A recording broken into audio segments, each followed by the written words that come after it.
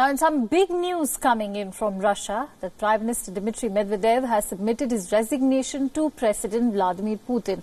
Russian news agency is reporting that Putin thanked Medvedev for his service, but noted that the Prime Minister's cabinet has failed to fulfill all the objectives set for it.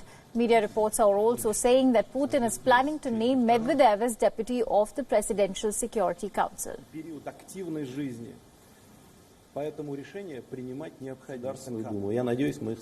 The announcement came shortly after Putin's State of the Union address, where he has proposed to tweak the Russian constitution to increase the powers of the parliament and the cabinet. The Russian president has also suggested amending the constitution to allow lawmakers to name the prime minister and the cabinet members. The right currently belongs to the president. Нельзя не считаться. Обсуждается конституционное положение о том, что одно и то же лицо не должно занимать должность президента Российской Федерации более 2 сроков подряд. Не считаю, что это вопрос принципиальным, но согласен с этим.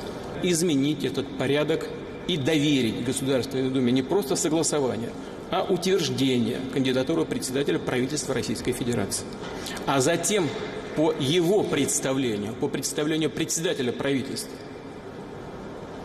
всех вице-премьеров и федеральных министров.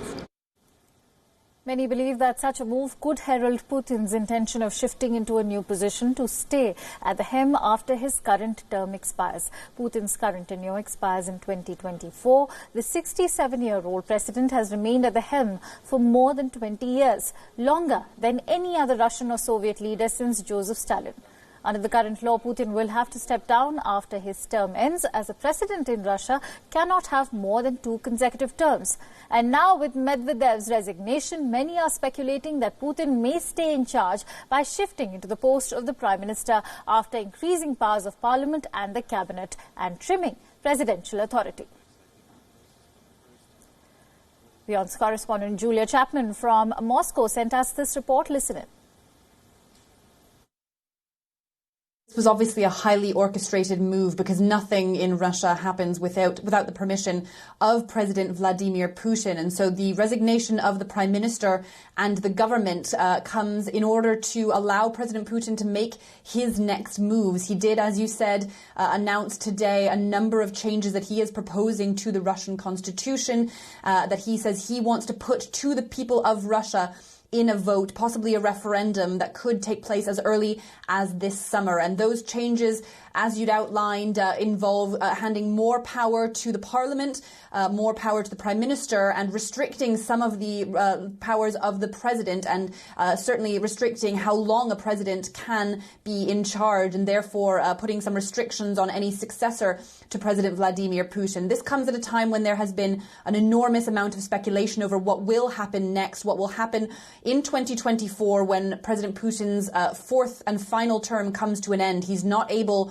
under the Russian constitution, to run again for the next presidency, but he would be able to perhaps move into a different position, and it appears that that is what he is trying to do, and today has marked the first move in that process by announcing that some of the powers will be changing, the structure of the government will be changing. It's giving speculation to hints that he could be moving into the prime ministership once again. It's something he did in 2008 after his first 2 presidential terms. He stepped down, moved into the prime minister position, and allowed Dmitry Medvedev to serve as the president for 1 term, after which he then returned to the presidency. But now, of course, he has been limited. He can't run for president anymore, and so he's looking for his next options, and we're starting to understand what those might be.